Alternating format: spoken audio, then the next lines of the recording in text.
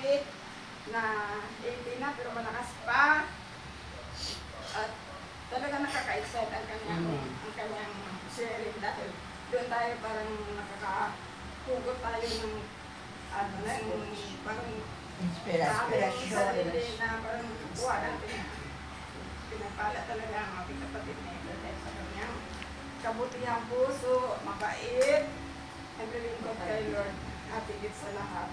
Ay lagi siyang magpatuwain sa bahay. Amen. Amen. Amen. Yes, Lord.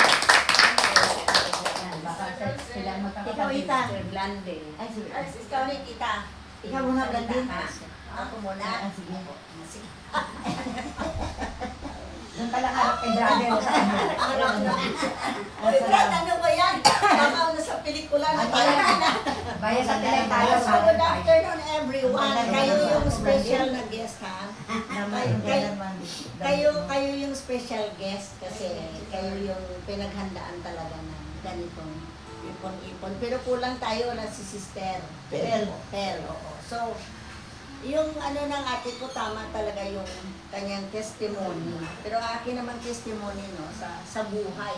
Ang buhay talaga ay puno ng ups and downs. Kahit anong stage ka na buhay, bukhang balanse talaga, hindi.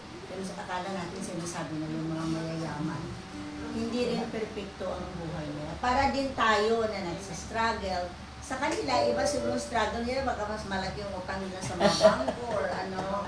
Mas malaki ang Pero problema. ano ang Malaki ang buhay problema ay nila. full of ups and downs. Amen. Pero sa mga downs natin, kumbaga yung ako kasi ang mga downs ko na yun, lalo mga bata. Kasi ang childhood namin hindi naman perfect, no? Hindi man kami mayaman, hindi ko kaya inaalaala yun. Ayaw ko yung maka-apekto ng buhay. Kasi, ano yung struggle mo, yung ano nung maliit ka pa. Hindi naman sa ayaw kong i-camouflage, pero ayaw kong balik-balikan kasi kung mag-dwell ka doon, masasaktan ka pa. Ay, so kung mag-dwell ka sa present at saka yung mag-ano ka sa future. So, in all those stages ng buhay ko, naging prayerful ako. Kasi, lalo sa Sacred Heart. Kasi one time, nagkasakit ako nung college ako, nagkasakit ako ng nervyos or ano. Alam mo, nag-quit nga ako ng pag-aaral noon kasi nag-quit ako ng schooling. Pero linabanan ko yun. Linabanan ko na, ano ba to? Sabi ko gano'n. Kung mag-aral ako at saka hindi ako mag-aral, pareho lang naman na parang may ano ka ba, may yung na-feel mo, so linabanan ko. Pero ang pinaka-ano ko, ang pinaka-sentro na ano ko nang si Sacred Heart. Parang nung mga panahon na parang down ka, ang iniisip ko na parang hinahawakan ako ni Sacred Heart. Amen. Sa kamay, sa ano niya. And safe ako sa ano kasi walang makakagalaw sa akin na kung ano man because very safe ako sa kanyang mga kamay na parang hinahawakan niya yung malapit sa Sacred Heart talaga at saka yung so nung ano so nilabanan ko yun. So without my knowing, pumasok ulit ako.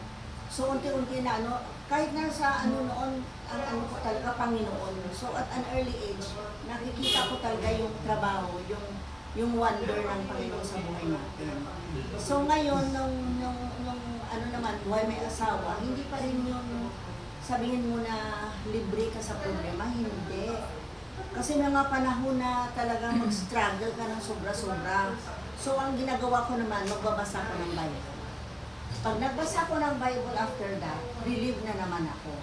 And then sa mga pagkakataon na mga paingilangan ka, gaya niyan, for example, yung asawa ko hindi makasakay. Hindi siya makasakay ng ilang buwan na. Pupunta kami sa Baclaran. Ang Baclaran na yan, at saka yung Manawag, grabe talaga yan. Pupunta kami sa Baclaran. Magnunubina kami ng 9 Merkules. Maniwala kayo sa 3rd and 4th pa lang, may sagot na siya. Amen. Yung Our Lady of Mercy kasi, nito ko lang na ano, nito ko lang nung ano ko lang siya, 1991 ko lang siya nakilala si Arnoldo Ignacio. Pero ano din, lahat naman na mga Our Lady na yan, isang Virgin Mary lang naman yan eh. So yung Our Lady of Lourdes, so nakwento ko na sa inyo yung miracle na nangyari sa asthmatic. Akala ng doktor niya, nagamot niya, hindi niya nagamot. Nag-stop ako ng medication at nagsimba kami ng every first Saturday or second Saturday sa Lourdes. Ngayon, dati, ano yan, di ba? Dati Protestant. Ngayon, bumalik na siya sa Katoliko. So, doon din gumaling yung anak ko. So, marami. Tapos, may pagkakataon pa na yung panganay ko, nagkaroon siya ng eczema na hindi gumaling-galing. Kasi siguro stress siya sa trabaho, sabi nga ng doktor. Naku, sobra siyang nasistress, sabi niya gano'n sa pagka-nursing niya.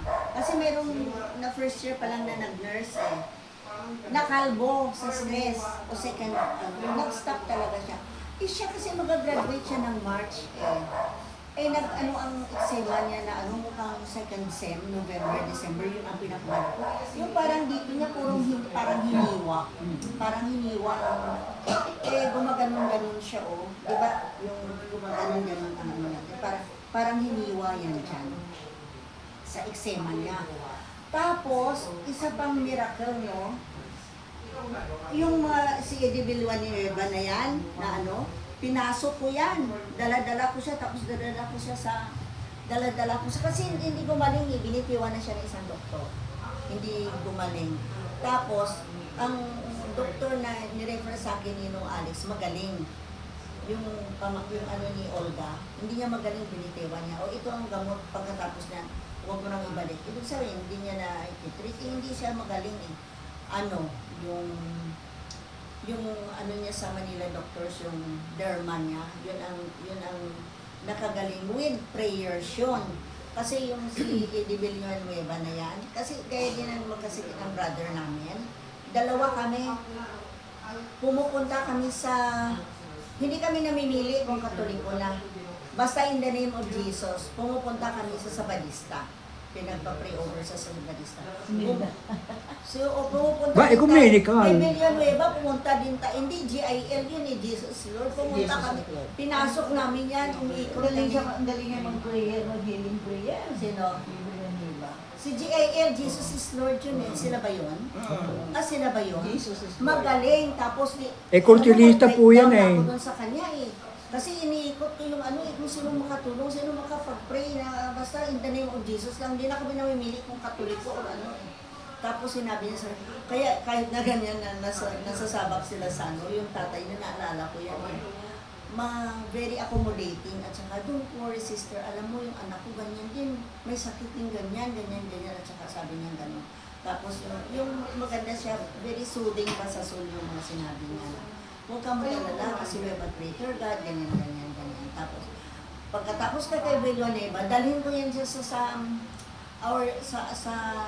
ba yun kay St. Clair. Iiwan ko yan sa sasakyan. Tapos, pupunta ako St. Clair, luluhod ako niyan.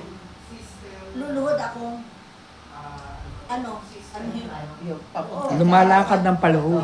Naglalakad. Ang daming struggle, kahit yung bahay ko niyan, niluhod ko yan sa Quiapo. Para magkaroon.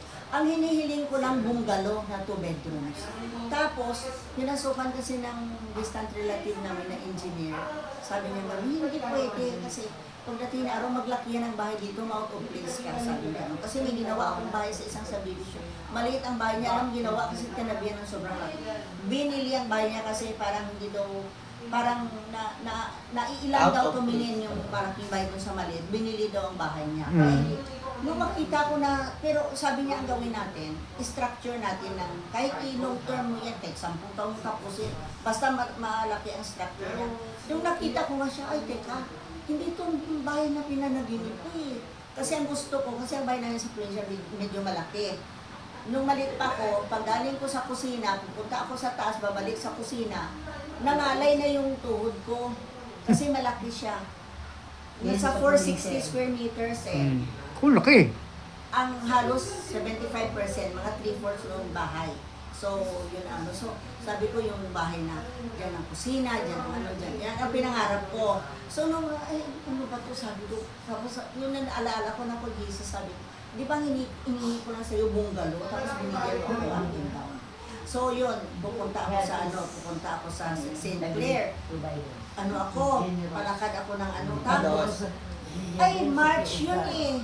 April mag-graduate siya. February, hindi, January. Sinasabi ko na sa kanya, gusto mo din mag-stop na lang ng, ng nursing mo, Hindi kasi So, ganito ang gagawin natin. Kasi hindi siya makalakad. Kasi, sabi ko sa inyo, yung dito niya, parang hiniwa. So, kung maganito siya at maganon, masakit yun. So, hindi siya makalakad. So, isa kaming kwarto. Puro power ng prayers na to. Sa isa kaming kwarto. So, sa kama siya, sa sahiga ko. So, inano ko, nag-challenge ulit ako kay Lord, kay Donna, hindi man challenge, sabi ko, Lord, di ba, binigay mo yan sa akin healthy. So, ngayon kung ma-destroy ang body niya ng gamot, useless yung pagkabigay mo sa akin healthy siya, ma-destroy siya. So, ito ulit. Di ba, Lord, sabi kong ganun, give me a sign, sabi kong ganun. Mo kung gusto niya, kung she is meant talaga sa pagka-nursing na yan, sabi ko naman, give me a sign. Kasi ang plano namin, kasi mag-school na siya puro siya kati-kati dito, puro kati-kati. Aside sa puro kati-kati, so naka-long sleeve siya. Ang plano namin, mag-wheelchair ba siya? Magtungkod siya, kasi magtungkod lang, papasok siya kasi, yung gano'n niya isang, para may sugat na hiniwa ng kutsilyo na matalim na So, tapos, pinagdadasal ko, ano ba yung plano para sa kanya? Gusto mo bang makatapos siya ng nursing? Kasi that was December, January. In March, mag-graduate siya Amen. Oo, tapos, so ang balak niya, mag-coach siya ng light lang. Tapos, magtungkod siya para na ang niya, hindi niya maano. Tapos, habang natutulog kami, iihi daw siya. Tapos, unconsciously, lumakad siya pupunta sa CR. Tapos, bumalik, Ma, nakalakad ako! Nakalakad siya sa totoo lang. Totoo lang sa totoo. So, yun ang, kaya in every stage of our life, yung magdasal lang tayo, magpasalamat o nandyan at saka life is a struggle talaga. Grabe talagang struggle. Pero in that struggle, kung dyan ang Panginoon, parang hindi, wala kang kaba, wala. Even now, sa mga kwento ko sa inyo na na if I feel na ganito na parang na anxiety, inaano ko talaga, in-invoke ko talaga ang presence ni Jesus at saka ang feeling ko na nililikupan ako ng mga angels, ni Saint Michael, ni Mama Mary, and then everything will be fine ulit. So, sa lahat ng stage ng buhay natin, may talaga yan, may struggle, may So, pero kung isuma total mo kung minsan, balanse talaga. Struggle, medyo maayos, struggle, medyo maayos. So, ganyan ang buhay natin. At saka ako talaga napatunayan ko sa buong buhay ko yung maraming miracles na nangyayari. Mayroon pa nga yan minsan nung unang mga panahon, ito muna wala na akong kwarta, sabi ko gano'n. Biglang pag ko ng isang bukas ko ng isang wallet na may 1,000. Lord, sabi ko, ano pa? Nagpo-provide ka talaga pala. Amen. So, yun ang, so, kasi kami hirap kami sa pag-aaral. Sa namin. Although na yung mga parents ko may mga pieces of ayaw nilang magbenta nung para naipaaral sa amin. So, salat kami sa pera nung nag-aaral kami. So, ako nung medyo may na ako kakayahan, tumulong din ako. Kasi ang gusto ko, hanguin din yung ibang gusto mag-aral. O hanguin din ang ibang gusto mag-aral para na matikman nila ang magandang. So, yan ang namin. Yan ang, sa bagay yung asin ko may pinaaral. Yan ang ano namin, yan ang advocacy namin sa buhay na kumata ka ng kapwa mo para pareho din kayo mag-navigate ng buhay ng medyo maayos na huwag na lang natitingnan mo siya na ay bahala ka na dyan pang bala ka na sa kami we try na iahon kayo para na kung ano man ang naranasan namin, mararanasan din. Kaya ganun lang yan. So, yun lang ang aking sharing.